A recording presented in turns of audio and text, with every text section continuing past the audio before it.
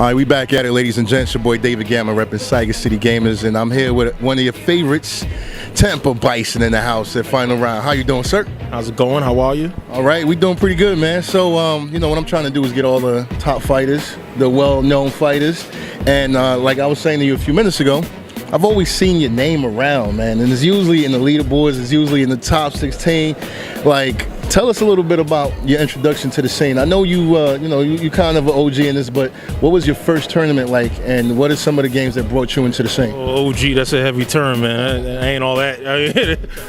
Yeah, nah, we don't do that here. But yeah, I mean, I came in the scene in 09, so I guess 7-year veteran, whatever you want to call it. Man, I had a character crisis when I first came in because I played out for 3. That was my first game. I played Relento in that. So when the game came out, they didn't release Relento, so I was like, all right, I'll go with Ken. Everyone plays Ken. I played on pad, I'm a black player on pad. Got to go with Ken, right? You got the fire uppercut, right? Yeah, you got to do that. So so after I got sick of getting my DP blocked, I went with Abel. I knew I was gonna play Abel. So after that, I went to like Ibuki at one point, A-Don when he dropped, and I finally just settled down on Bison. Okay. Simply because I could just sit there and play like my Alpha 3 game, which was just like with Relento, he had Crouching Fierce. He just really long poke. Yeah. And that was my style. I just like using like one poke, set the tone, and then when they jump anti-air, and then kind of just go off that strength. And so Bison kind of had that game where make you block a scissor kick, do standing medium kick, and kind of just wait.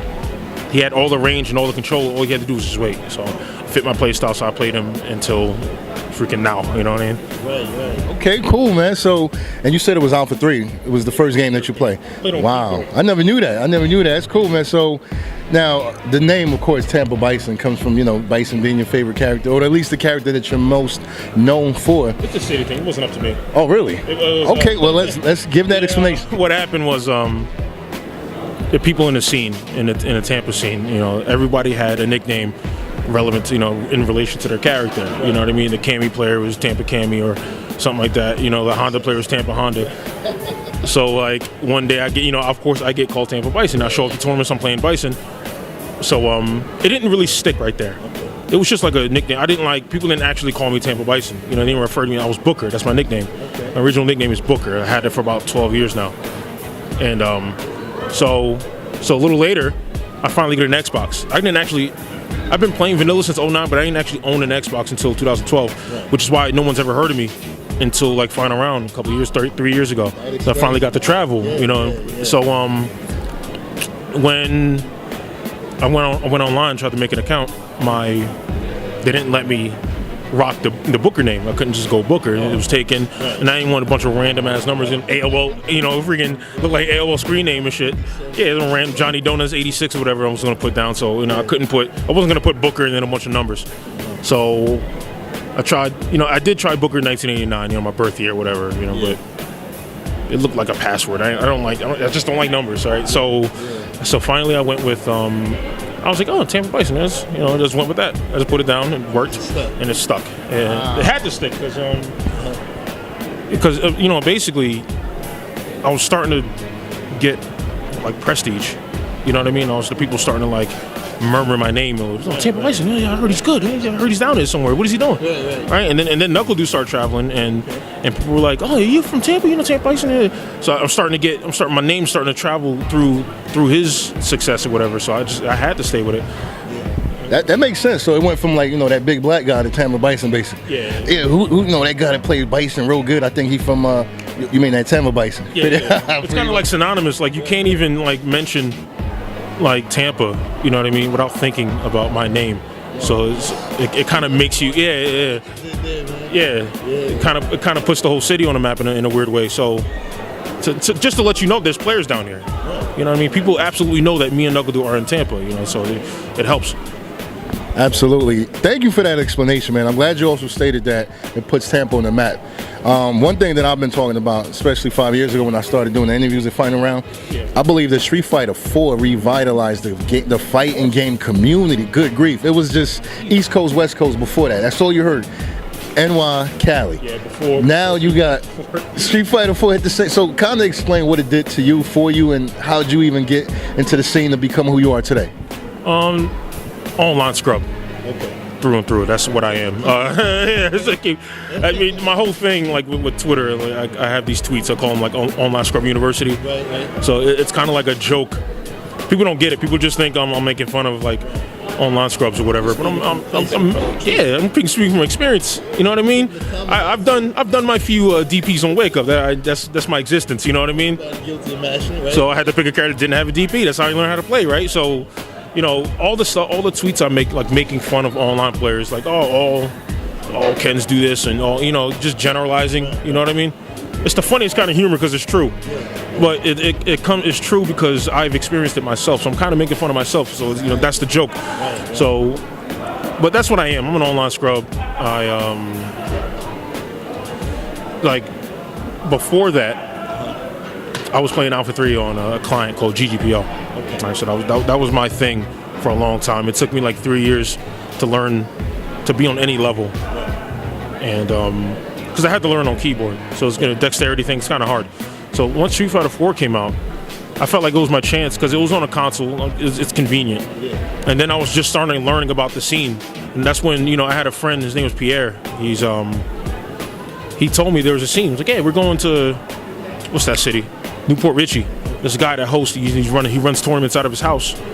So that was my first introduction to the scene, meeting all the guys down there. This was way before, you know, you've ever even heard of Tampa. Like no one's from Tampa. You know what I mean? There was no Tampa Never Sleeps tournament. There was no CEO. There wasn't even a CEO yet. You know what I mean? So That's fairly new. yeah. So it was just nothing but like a small group of people. That's why I've never heard of them. And they started telling me about websites like Shoryuken. Like, yeah, you know Shoryuken? I'm like, yeah, I see that.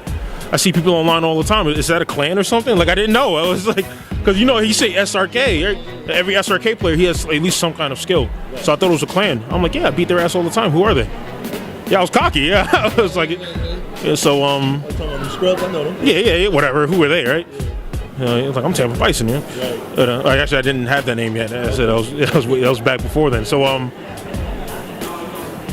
once I started there, I got in on the ground floor. So I really started locally. I've been doing a local thing for about 3 years, and I remember when I made the definite choice to like start traveling, like to commit to it. It was CO 2012.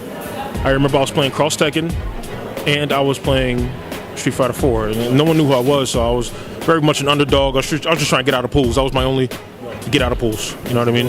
Yeah. Now it's just like if I get out of pools and lose, it's just like it's a bad day. But you know, I was just trying to claw my way out of pools. That was my only goal. You know, start off small. So I played Street Fighter 4, but I was playing Cross Tekken at the same time. I had 10 o'clock pools in both games.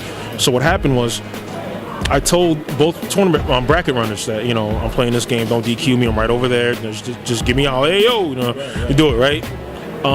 One of my friends fills in for the Street Fighter 4 bracket runner, and he doesn't know that I'm just like, you know, I'm not there. All right, so I'm in Cross Tekken, I'm playing like 3 or 4 games in a row. I got to play PR Raw, I'm playing CD Junior, they're all in my pool, and I had to play Flow at the end, and I lost. And all that, for some reason, they ran the bracket, so only I had matches and losers. So I had to run the gauntlet. I played like 4 matches in a row. So I was over there, you know, it's Cross Tekken. It's pre-patch Cross Tekken. So every match took like 10 minutes, easy.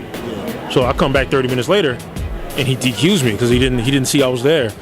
So I was real upset. My goal was to get out of pools, and I was like 2 matches away from getting out of pools through losers. So I was real upset. And then, you know, a guy named Tong, he runs Tampa Never Sleeps. And a guy named Eric Deli, a good friend of mine.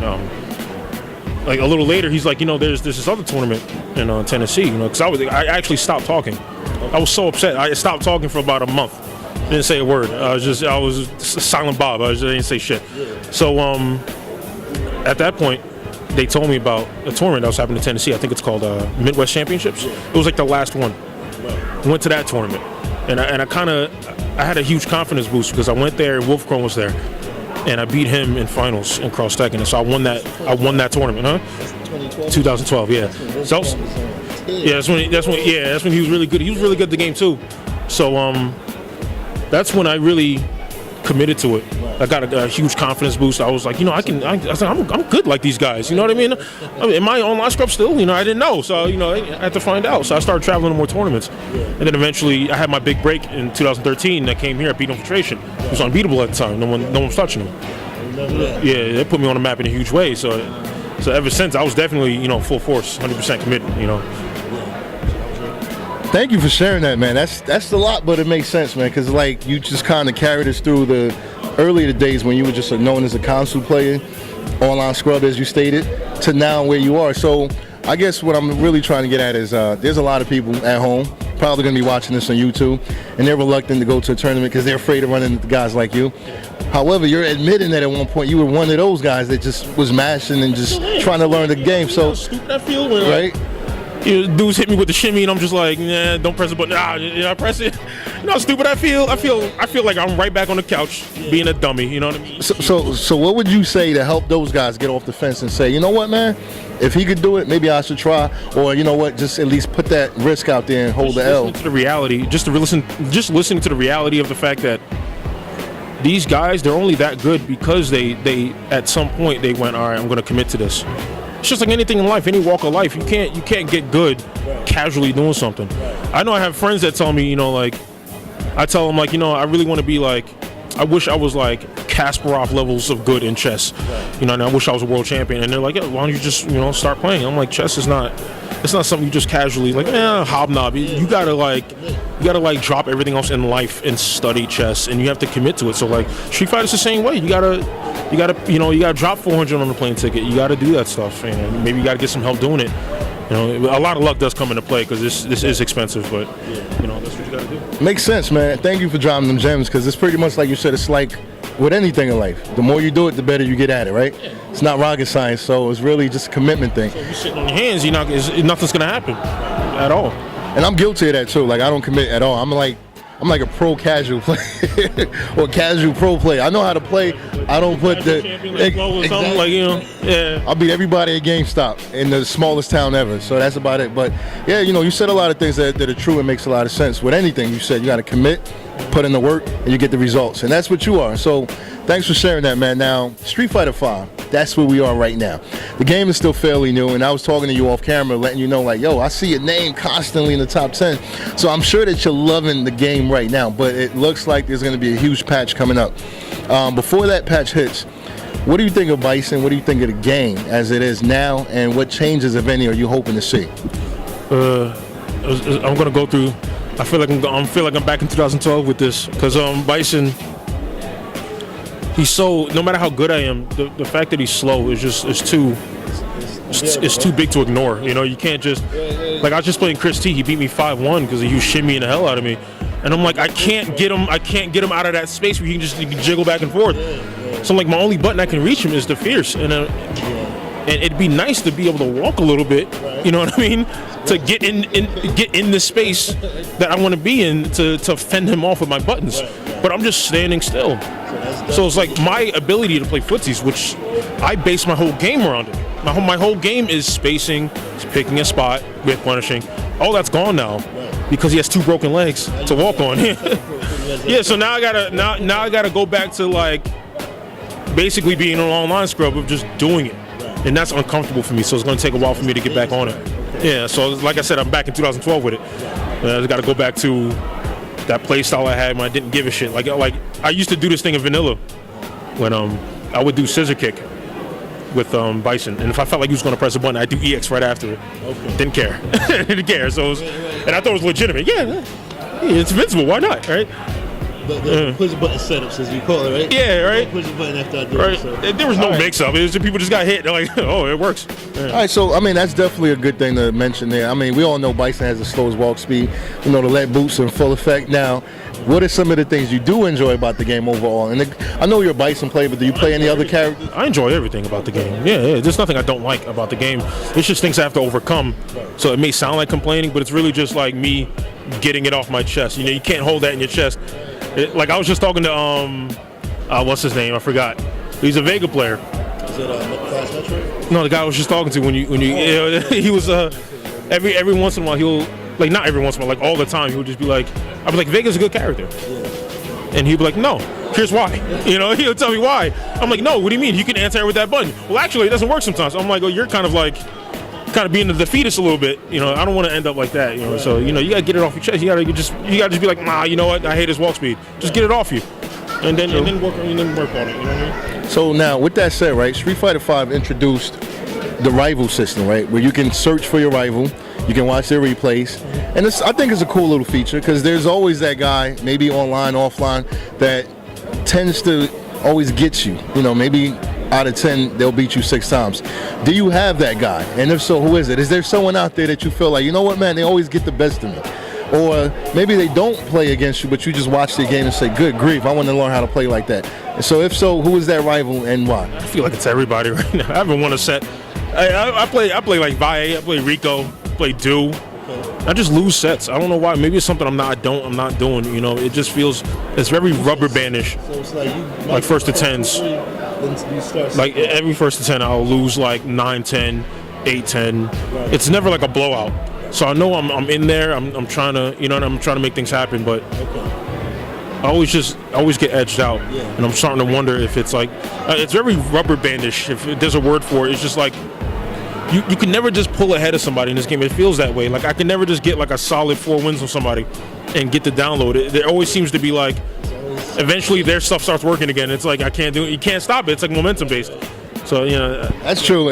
I mean, my issue is the corner. Once you get me in there, it's all good. Yeah, great. I could be like near perfect. You get me in that corner, I'm like, good grief. The game is balanced. I mean, we're like even. Yeah. So yeah, it's always that one thing that just throws you off. You're right about that. Evo 2016. Are you attending? And if not, or if so, what are you expecting to get out of it? I don't like Evo.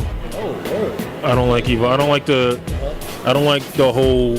Hey, biggest tournament has 3,000 people. All right, we're gonna run it in one day. Right. Top, like, what? Even final round had enough sense to be like, even if like it wasn't like necessarily organized the best they could, but they still understood. Okay, we can't run this down the top 8 in one day. That's not good. It's like people, God forbid. You fly in 12 hours from another freaking country, and you gotta play all day. I'm like, no one wants to wake up 8 in the morning and play a video game. That's just unnatural. It's like I only wake up that early, go to work. Work at 10. Wake up at 8. So it's too much in a small time, and they dedicate a whole day to Marvel, and then they smash. It's like, can't you just break that up? Just to give me a sense of, all right. Let me just get out of pools today, and then Friday, you know what I mean? And Friday I work on getting the top 120 something, and then Saturday finish up the top 8. Just break it up so you don't feel overwhelmed playing 15 games in one day. I mean, at that point it just becomes who's having a good day. It doesn't become about like, all right, who's doing their homework? You know what I mean? Once you get to that breaking point where you get to look at the bracket and prepare yourself, it should be about that. Especially if you're gonna drop. 300, that's an average number. Like anybody would have to pay for a plane, like $300 to go to Las Vegas. You should be able to like play like 4 games, get out of pools, and then look at what you got in front of your plate. You know what I mean? At that point, you run all the matches in one day. It's like an eating contest. It's like you're not even enjoying the food. Like it's too much. You know what I mean? So you can't enjoy a tournament like that. It could be a little overwhelming. It sounds like what you're saying, and that's true. You kind of have to do it because it's Evo. It's the only game in town, so to speak, on that level.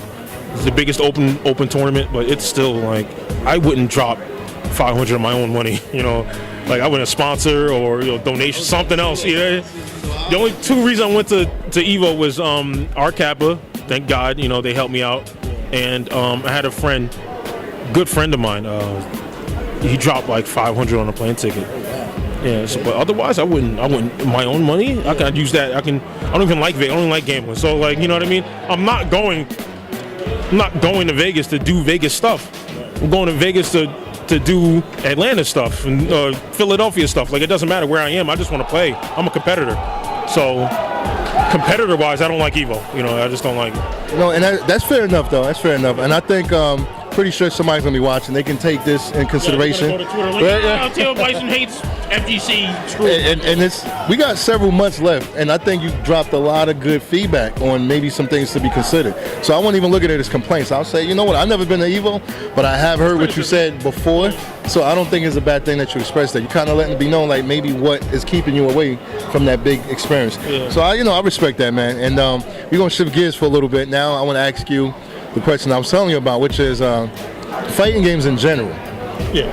What is your favorite fighting game of all time? It does not have to be a competitive one. It could be Art of Fighting, World Heroes, any game, Primal Rage, it doesn't matter. What is your favorite fighting game of all time, as in you will play that game and enjoy it no matter what?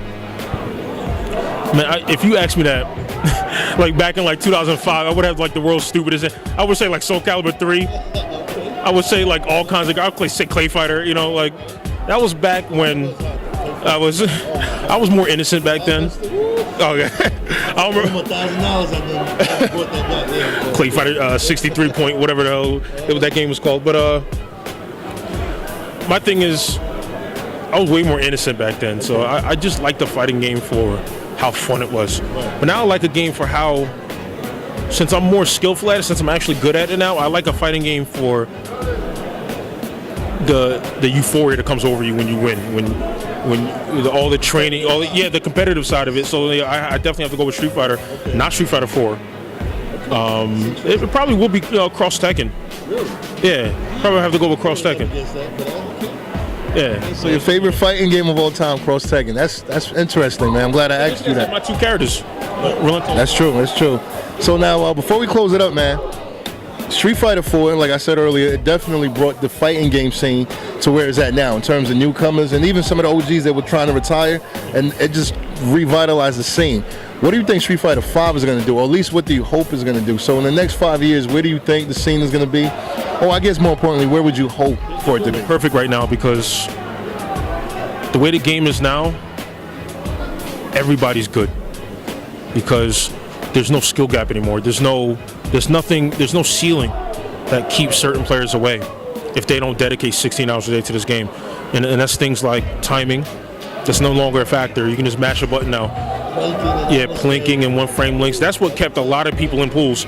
That's what kept a lot of people in pools when playing Street Fighter 4, is that they couldn't get one frame links, and that's So all these other guys that could dedicate 8 hours a day to the game, they had it down. It's muscle memory. It's they can close their eyes and do it.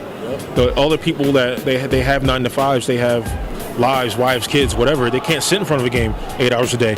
But now they can sit in front of a game 1 hour a day. Yeah, they can sit and like they don't have to worry about, if something is +1 and you have a 3 frame, you have to do all the numbers. You can just mash it, see if it works. Yeah, whatever. You don't have to worry about timing. You know what I mean? Like, you don't have to crunch numbers as much as a top guy anymore in order to beat the top guy. All you have to do is be smart. Use your ingenuity. Yeah, just all you have is you. A lot of people ask me like, "Hey, what's the matchup?" Yada yada. I'm like, I don't know. I just play. Like, there is no matchup. There's nothing to whiff punish. I mean, there's stuff you can punish. Like, you block something it's almost like common sense. Something's -6. You have a 6 frame normal. Go ahead and try it out. I wouldn't call it the matchup. It's more player based now. It's more like, all right. If someone comes and asks me, how do you feel about Bison Vega? I'm like, all right, who's the Vega player? That's my next question. It matters. So it's based on the player. Yeah, it's based on the player. So now you can kind of just show up with just with what you have, and add something to the game. So a lot more people are going to play now. Makes sense, man. Sounds like you're actually excited, man. Like you like what Street Fighter 5 is doing and what it's planning to do. Yeah. And so, in terms of where you are right now as a gamer, as a fighting gamer within the FGC, I'm not sure if you're sponsored or not. I'm not sure what. Sponsored. Not sponsored. Okay. So where would you hope to be, or where do you see yourself within the next 5 years? Let's put that out there. On a team. I don't really know. I just like the idea of finally accomplishing something that I thought was literally impossible, which is becoming a professional gamer, to get paid to exist. It's what everybody in there wants. You don't come here like, I have a 9 to 5. I don't want to be sponsored. Too good for that. People talk that.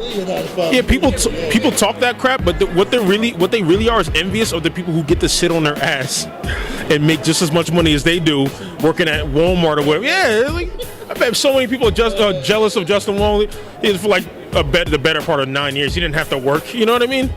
So it's like, that's what I want. That's what I want to be able to call myself.